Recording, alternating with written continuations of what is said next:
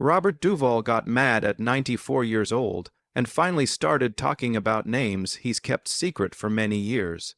In a moment where he didn't hold back anything that left fans shocked, the Oscar-winning movie star told everyone about the four actors he really couldn't stand working with on movie sets.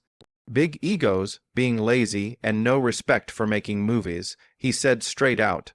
Robert Duvall's honest words cut deep, and the names he tells about. You won't believe who he put on the list. Stanley Kubrick. Even though Stanley Kubrick had a huge reputation as one of the best movie directors ever, not everyone in Hollywood liked him that much. One person who really spoke out against Kubrick's way of directing movies was Oscar-winning actor Robert Duvall. Known for caring a lot about making good art and having a no-nonsense attitude toward acting, Duvall didn't use nice words when someone asked him about Kubrick's way of working with actors. In a rare and eye-opening interview, Duvall openly called Stanley Kubrick an actor's enemy, a bold thing to say that shocked the movie world. Duvall's main complaint was about Kubrick's famous demand for doing the same thing over and over again on movie sets. Kubrick was famous for making his actors do dozens, even hundreds of takes for just one scene because he wanted what he thought was the perfect performance.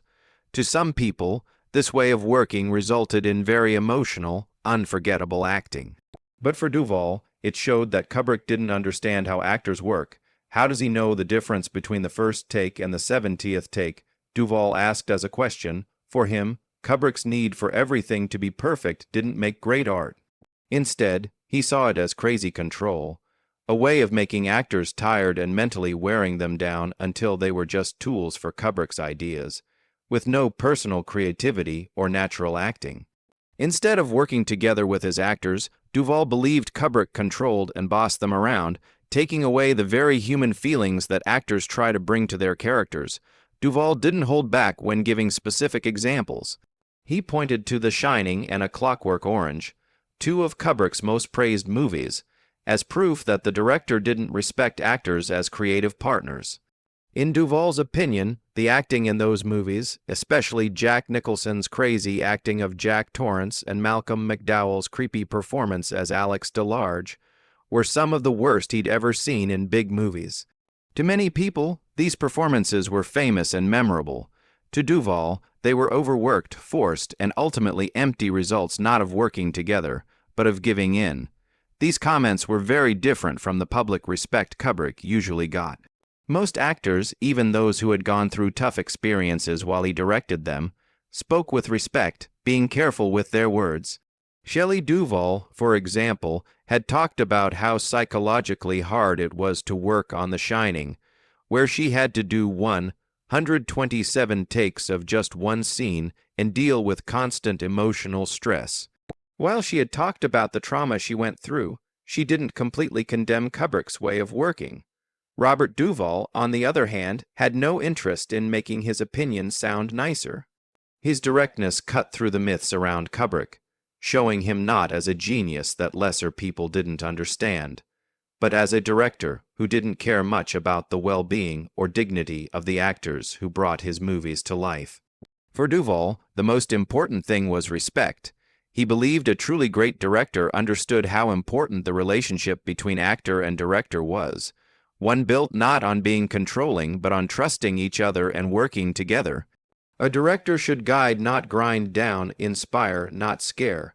In Duvall's view, Kubrick's use of too many takes and emotional pressure was a betrayal of that special relationship. It's unforgivable, Duvall said simply. To him, no shot, no performance, and no movie masterpiece was worth the psychological damage done to the people responsible for bringing it to life. It's worth knowing that Duvall himself was used to working with strong directors. He had worked with some of the best in the business, Francis Ford Coppola, Robert Altman, and Sidney Lumet, among others. He knew what it was like to be challenged creatively, but he also knew the difference between being pushed to do your best and being controlled or put down. That difference was very important to Duvall's way of thinking. He respected directors who respected him, who treated the craft of acting as an equal part of making movies, not a tool to be beaten into giving up. In speaking out with his criticism, Robert Duvall joined a very short list of well-known actors who dared to question the legacy of Stanley Kubrick. While most of Hollywood seemed unwilling to damage the director's legend, Duvall's honesty offered a rare different opinion to the usual praise. His comments served as a reminder that behind every movie masterpiece are human beings, actors, technicians, artists whose experiences matter just as much as the final product.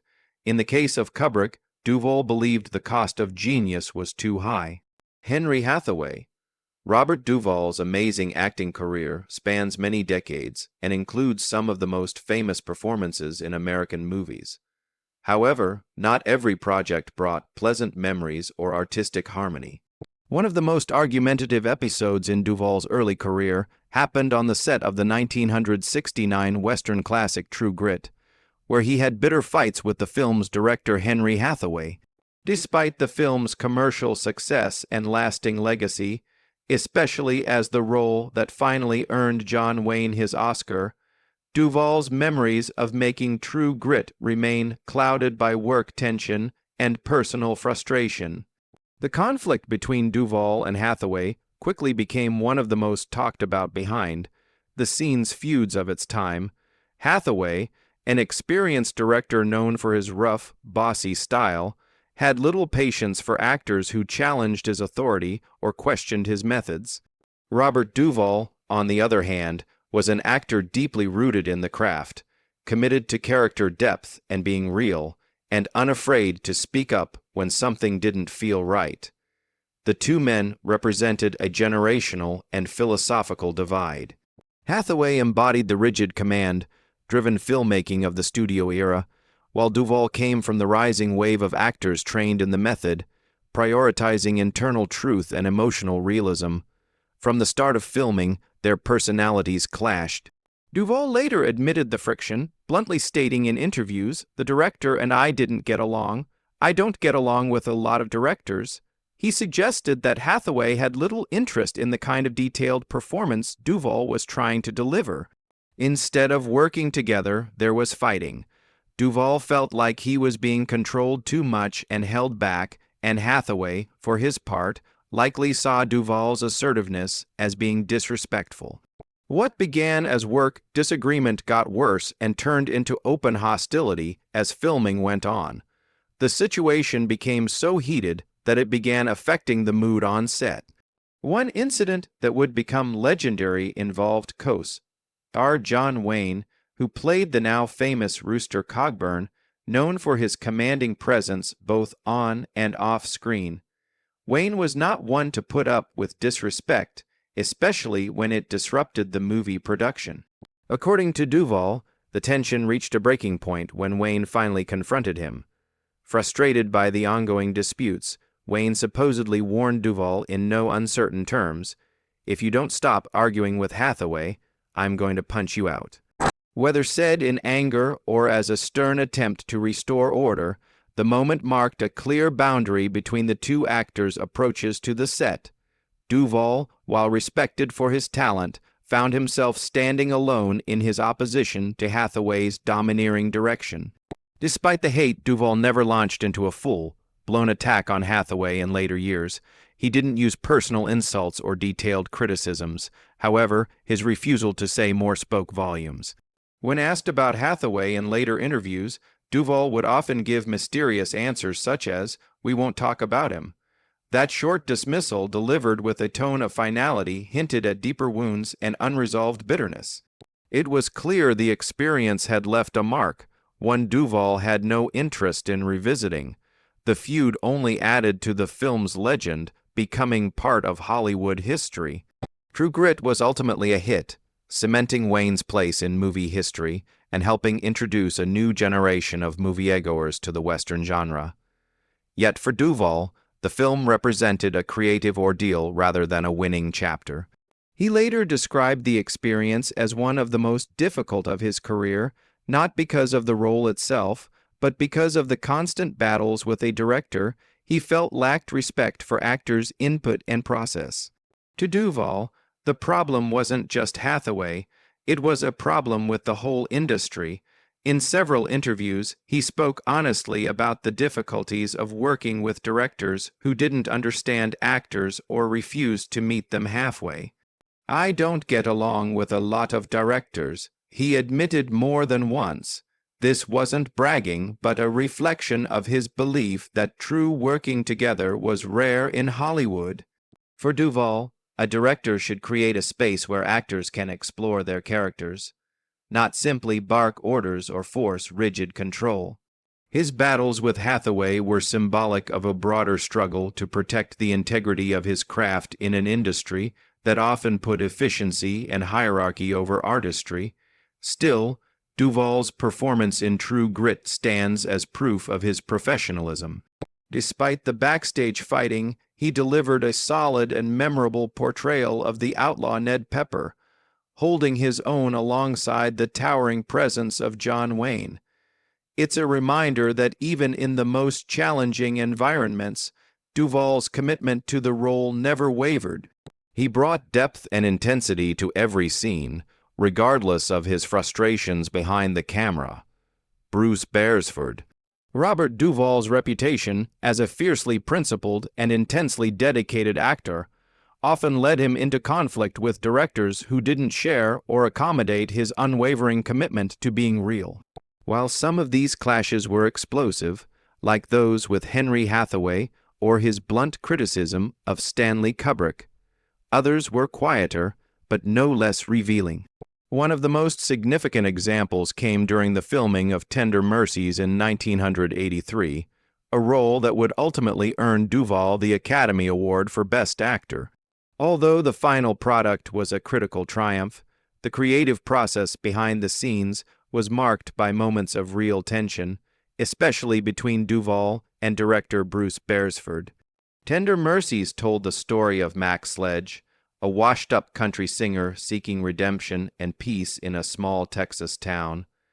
The film's emotional restraint and understated power were anchored by Duvall's deeply internal performance, which critics praised for its vulnerability and quiet strength. Yet beneath the surface of that moving portrayal was a creative tug-of-war that reflected Duvall's deep-rooted belief in protecting the emotional core of a character at any cost. Bruce Beresford, an Australian filmmaker known for his gentle manner and thoughtful direction, was not the kind of domineering presence that Duvall had clashed with in the past. Yet even with a more soft-spoken director, Duvall's need for creative input and control remained as strong as ever. From the start, he approached Tender Mercies not just as an actor, but as a guardian of the film's emotional truth. He believed deeply in the character of Max Sledge and felt personally responsible for preserving the integrity of that portrayal. This deep investment meant that Duvall wasn't just offering suggestions. He was pushing for changes, asserting his vision, and at times overruling Beresford's directorial choices. Reports from the set suggest that Duvall frequently challenged Beresford over key creative decisions. These were not shallow disagreements about blocking or line delivery, but deeper conflicts over tone, pacing, and the emotional framing of scenes. Duvall was known to advocate for certain edits, and he reportedly had significant influence over how scenes were staged and shot. According to some accounts, the actor's involvement bordered on co-directing, though never formally credited as such. There were also moments of obvious frustration. On more than one occasion, Duvall reportedly stormed off the set in protest of choices he felt undermined the authenticity of the story or his character. While Beresford was not known for dramatic confrontations, the repeated tensions with Duvall wore on the production. It wasn't a violent breakdown of communication, but rather an ongoing power struggle between a director trying to steer the film as a whole and an actor unwilling to compromise on his deeply held convictions. Still, the tension between Duvall and Beresford never boiled over into full-on hate. In interviews, Duvall rarely spoke negatively about the director, perhaps out of respect for the final product, or because the disagreements were rooted more in creative passion than personal dislike. Beresford himself later acknowledged the difficulties of working with Duvall, describing him as very intense and deeply invested in his performance. He noted that while the process could be difficult, the results were undeniable. Duvall delivered a performance of rare emotional depth, one that brought a quiet, grounded dignity to the film and helped elevate it to the level of a classic. The struggle behind the scenes of Tender Mercies wasn't about ego or dominance. It was about art. Duvall's behavior on set wasn't driven by vanity, but by a relentless devotion to the character he was portraying. For him, Max Sledge wasn't just a role, it was a life he had to live fully without compromise. Any directorial decision that threatened to dilute that reality was something he had to resist. That resistance, while frustrating for Beresford, ultimately helped shape a film that was as emotionally powerful as it was artistically restrained. Duvall's Oscar win for Tender Mercies was a moment of vindication, not just for his performance, but for his fierce protection of the craft of acting. It underscored the idea that sometimes the most powerful performances don't come from total harmony on set, but from creative friction that pushes everyone involved to a higher standard. Duvall's battles weren't about defying authority for its own sake. They were about defending the truth of a character, the soul of a scene, and the purpose of the story. The Beresford, Duvall tension stands as a more nuanced chapter in Duvall's history of director conflicts. Unlike the explosive fallout with Henry Hathaway or the ideological contempt he expressed towards Stanley Kubrick's methods, his disputes with Beresford were rooted in mutual respect, even if they were emotionally taxing. They reveal a portrait of an artist who saw no line between performance and principle, someone for whom the stakes of authenticity were always worth fighting for, even at the risk of alienating collaborators. In the years since Tender Mercies, the film has become a touchstone for understated storytelling, with Duvall's performance at its center. The creative struggles that marked its production are now viewed in hindsight as part of the film's journey. Growing pains that helped shape its quiet power, for Duvall, the experience reinforced a core truth that he carried throughout his career, that acting at its best is a sacred craft, and protecting it may sometimes mean standing alone in the face of opposition, no matter how softly it's spoken. Pauline Kael. Not all of Robert Duvall's most stinging criticisms were aimed at directors or fellow actors. Some were directed at the people who watched from the sidelines and passed judgment, the critics. Among them, one name stood out as a particular target of Duvall's anger, legendary film reviewer Pauline Kael. Though Kael is widely regarded as one of the most influential voices in 20th century film criticism, Robert Duvall never forgot or forgave what he saw as her failure to understand the true essence of his craft. In a candid 2017 interview, Duvall didn't mince words. With decades of frustration packed into a single sentence, he dismissed her with brutal simplicity. She was a fraud. The roots of Duvall's resentment toward Kael run deep.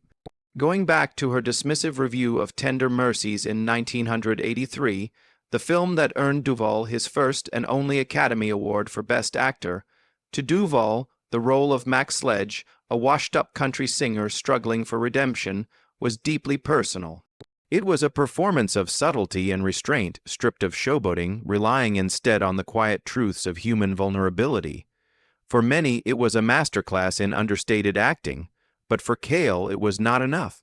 Her review of Tender Mercies was notably cool, if not outright dismissive.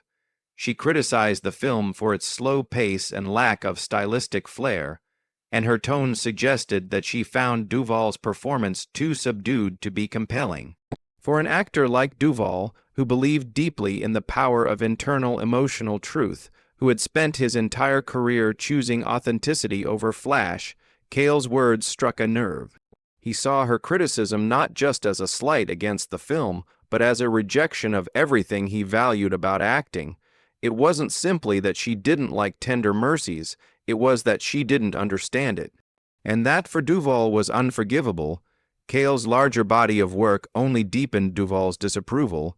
He was particularly critical of her famous championing of Bonnie and Clyde, 1967, a film she hailed as a watershed moment in American cinema.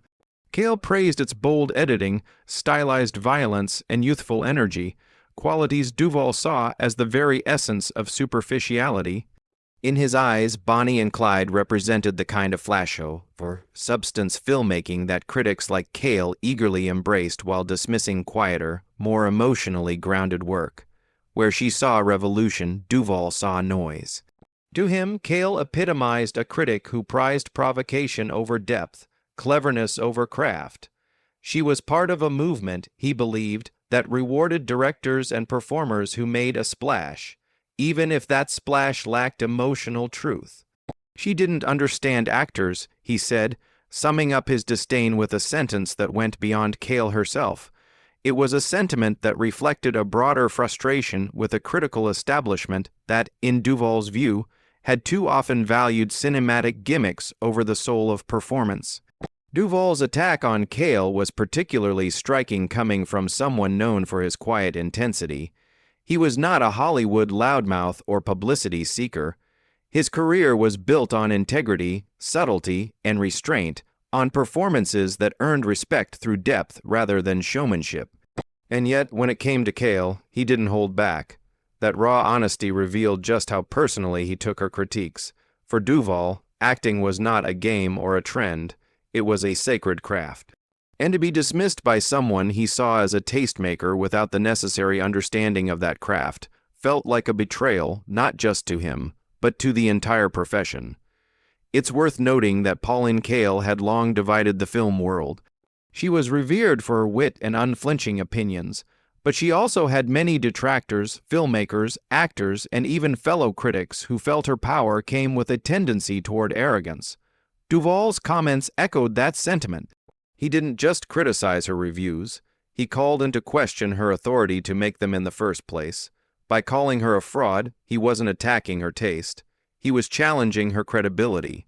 Despite the personal nature of his remarks, Duvall's animosity toward Kael was grounded in principle. He didn't begrudge critics for disliking his work. What he couldn't stand was what he saw as shallow analysis masquerading as insight. For him, criticism carried a responsibility to engage with the soul of a film to try to understand its intent and emotional core. He believed Kael and critics like her had failed to meet that standard. Duvall's relationship with criticism in general was complicated. While he often avoided reading reviews of his work, he remained acutely aware of how critical narratives shaped public perception. For an actor whose best work often lay in silence and stillness, being misunderstood was a constant occupational hazard. But when critics missed the mark, when they failed to recognize the power and restraint, it was more than just frustrating. It was a kind of erasure. In many ways, Duvall's criticism of Kael speaks to a larger conversation about the divide between creators and critics, between those who make and those who judge. His words serve as a reminder that even the most celebrated reviewers are not immune to the biases and blind spots that come with personal taste, and they highlight the emotional toll that criticism can take, particularly on artists who put pieces of themselves into their work. Robert Duvall's legacy is one of unshakable artistic integrity. He fought for the emotional truth of his characters, resisted compromise when it came to performance, and never apologized for standing his ground. His rejection of Pauline Kael wasn't just a personal vendetta. It was an assertion of values. It was the voice of an actor who spent his life pursuing honesty on screen and refusing to let that honesty be belittled by those who, in his view, never truly understood it. What do you think about the actors that Robert Duvall hates? Leave us your comments in the section below. We hope you have found this helpful video. Don't forget to leave a like, share, and subscribe to the channel if you like it. Thank you for watching this, and see you in the next videos. Goodbye.